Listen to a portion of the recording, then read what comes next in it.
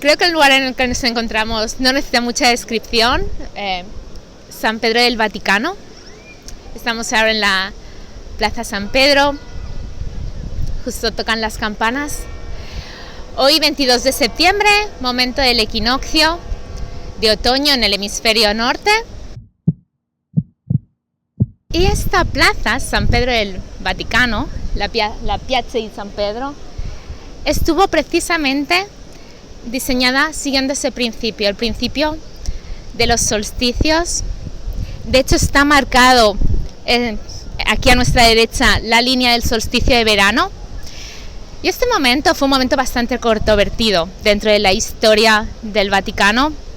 El Vaticano que vemos aquí detrás no es el original, no fue el primer edificio, ha sufrido diferentes cambios a lo largo de la historia. Este emplazamiento no está escogido al azar, no se decidió el Imperio Romano de, bueno, tenemos aquí tierra y vamos a poner el Vaticano, sino que aquí se encontraba el circo, aquí a mi derecha de Calígula. Y durante su periodo, él, que había estado en Egipto, se quiso traer el obelisco que tenemos aquí detrás. Este obelisco pertenece al templo de Heliópolis, que después fue trasladado a Alejandría y allí Calígula se lo trajo para Roma. Es un símbolo importante dentro del cristianismo. Cecilia ya luego más hacia adelante os desvelará la importancia que tiene este obelisco dentro del cristianismo. Es el punto central de la plaza como aspecto solar, ¿no? Marcando ese centro del sol con la representación de los equinoccios. De hecho, nosotros ahora mismo estamos en el punto este, ¿sí? Que representa estaríamos en el emplazamiento del equinoccio de primavera. Y en este momento en el que se diseñó esta plaza, que es en el siglo XVII, Bernini, cuando la hizo,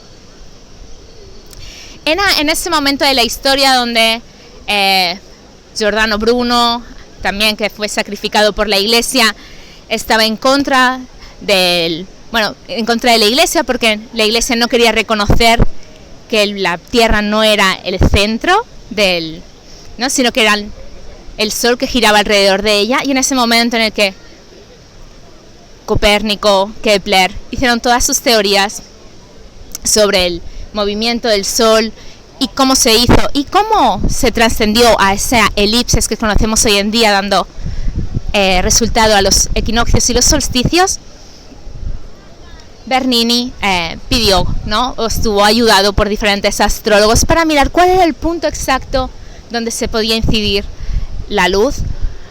Una de las personas también importantes que participó junto con Bernini, que se hizo gran amiga de ella, se habla de Giordano Bruno, fue Cristina de Suecia, que es una de las mujeres que están enterradas en las criptas del Vaticano. En las criptas del Vaticano podemos ver enterrados a los diferentes papas, no todos, pero muchos de ellos están enterrados aquí en el Vaticano. Y mujeres, hay dos que yo haya visto. Una de ellas es Cristina de Suecia. ¿Quién fue Cristina de Suecia y por qué es importante y está enterrada aquí en el Vaticano? Cristina de Suecia era hija de un importante, ¿no?, de el rey de Suecia en aquel momento, que fue el líder del protestantismo y de la lucha protestantista contra el catolicismo de aquí del Vaticano. Ella era una estudiosa, empezó a estudiar escrituras. Descartes era su profesor particular de matemáticas y empezó a estudiar astrología. Por eso se hizo amiga de Bernini. Ella en un momento determinado pidió al Vaticano volver a ser católica, y para ellos fue como una gran lucha, ¿no? En el momento que se estaban la Iglesia extendiendo en diferentes, ¿no?, en el luteranismo, el protestantismo, las diferentes corrientes, ella dijo, no, yo no quiero seguir con la línea de mi padre, con el protestantismo, quiero ser católica.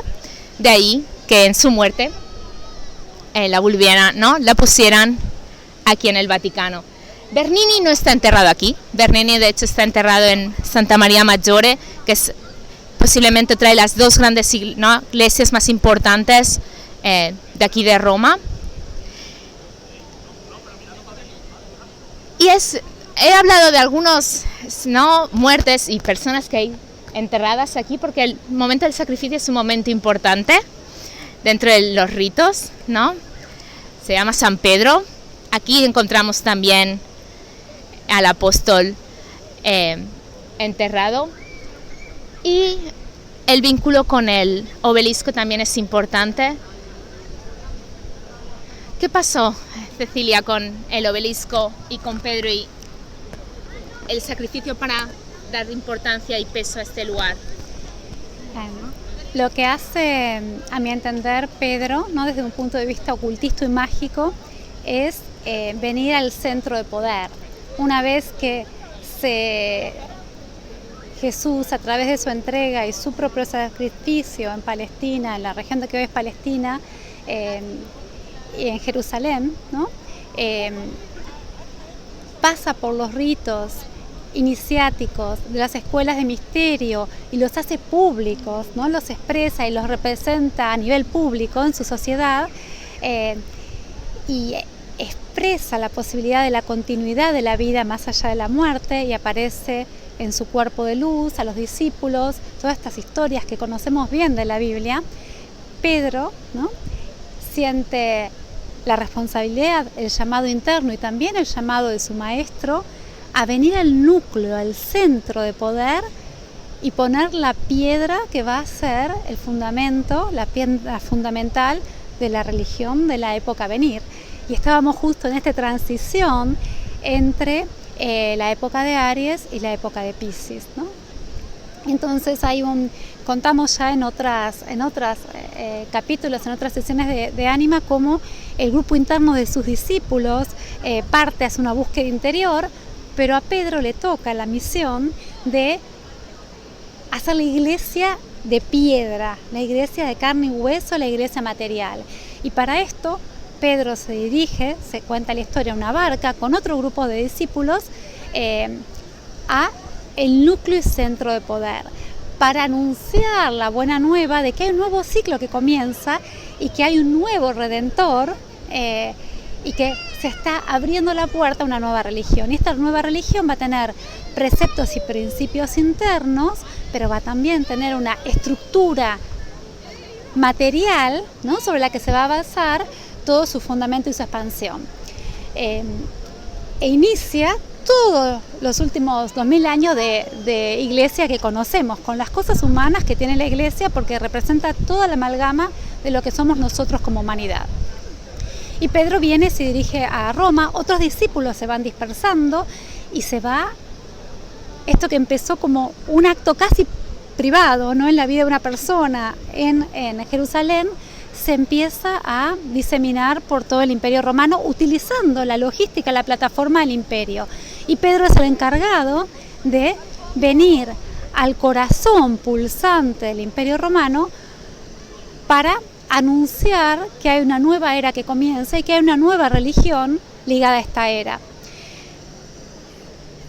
Pedro pasa muchas dificultades, pasa él también por muchas iniciaciones y transformaciones, y finalmente nos cuenta la historia, aunque hay controversia, nos cuenta la historia que fue crucificado, ¿no?, y que él decidió voluntariamente ser crucificado al revés, con la cabeza hacia abajo, para no sufrir el mismo tránsito que su maestro, sino para estar no a su altura, sino pasar un proceso diferente, ¿no?, para diferenciarse de alguna forma de su maestro. Y fue crucificado, cuenta la historia, por Nerón en el lugar de este obelisco que ya estaba en pie. Y este obelisco no es más ni menos que una gran antena de poder, como contó Eva, trasladada desde los misterios del templo de Isis en Heliópolis, atravesando a través del Nilo a la puerta que conocemos hoy, que es Alejandría, y transportado hasta este lugar central del Imperio Romano. Y para iniciar cualquier camino espiritual y materializarlo en la realidad tridimensional, para que lo que empezamos tenga una capacidad ritual mágica, hay que hacer un sacrificio, ¿no? Por esto en la antigüedad siempre se sacrificaba en el pasado animales, luego seres humanos. El sacrificio, la entrega de una comunidad, de una persona, de algo, abre un portal interdimensional que permite que se manifieste la magia, ¿no?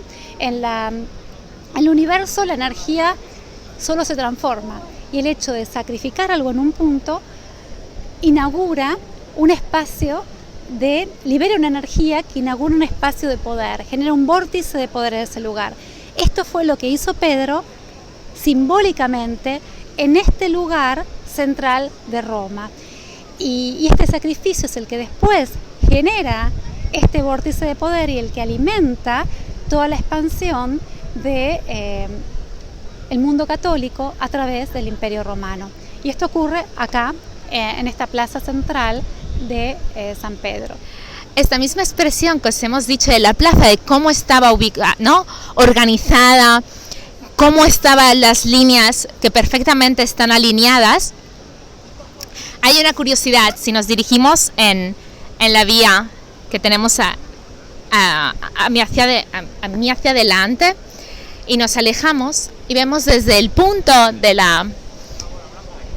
obelisco y el punto de la cúpula, hay veces que veremos que no está perfectamente alineado, y eso en realidad no es, o sea, está perfecto, está bien ubicado. Lo que pasa es que al momento de cambiar de un calendario juliano al gregoriano, esos pequeños grados son los que marcan la diferencia, pero en realidad todo el Vaticano está basado en la geometría sagrada. Esta geometría la podemos ver dentro de la iglesia, y también es uno de los puntos importantes cuando visitamos, o la gente que va a visitar el Museo Vaticano, cómo podemos ir encontrando toda esta geometría, todos estos aspectos herméticos y ocultistas a lo largo de todo el Vaticano. Les quería hablar un poco del primer papa, que es Pedro, porque es un personaje muy misterioso. Si lees los Evangelios, es el apóstol lo más débil, lo menos inteligente y probablemente lo más cobarde de los 12. Es un tipo que no entiende, que se equivoca, que rechaza el Cristo por salvar su vida. Así no es un modelo ideal para formar el primer núcleo de la iglesia de piedra. Pero se dice la tradición, y es escrito en la iglesia, San Pedro, te llamarás Kefa, que significa piedra, o Pedro, es la misma cosa, y en esta piedra voy a construir mi iglesia. Así este discípulo muy improbable llegó en la tierra de Roma para prender la idea monoteísta del cristianismo. Pero lo que pasó es que ya había nacido una idea casi monoteísta en Roma, que era la idea del imperio, porque recién se había cambiado Roma desde un senato con un gobierno múltiple que corresponde mucho al sistema politeísta, a un gobierno único, un emperador.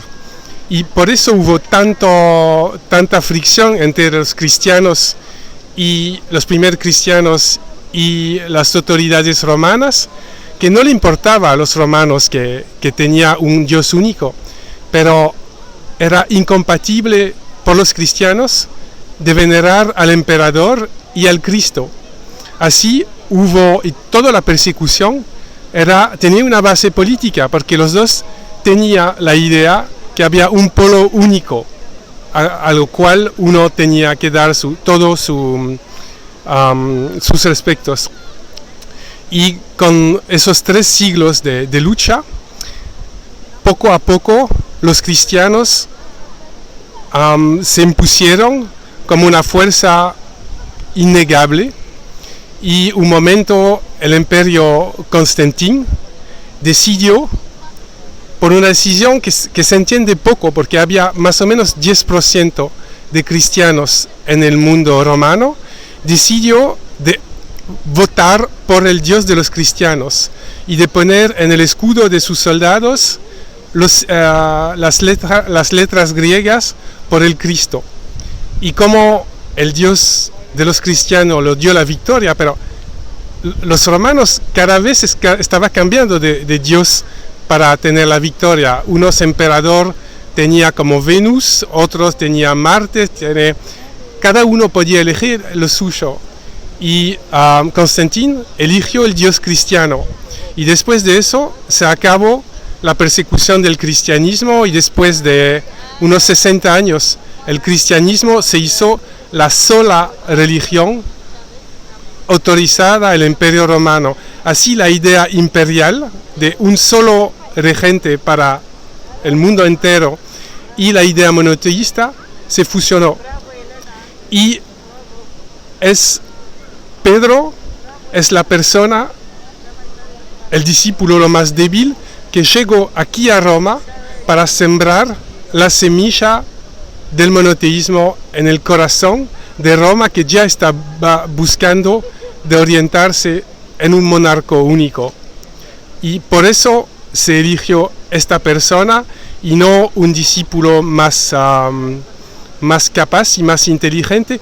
Tenía que armar verdaderamente el molde donde se iba a recibir todo el cristianismo. Y es una figura muy rara, pero estuvo él. Él no tenía conocimiento muy profundo, pero estuvo él que tuvo esta misión. Y ahora, después de 2000 años de historia, se puede ver que esta elección se transformó en la religión la más extensa del mundo.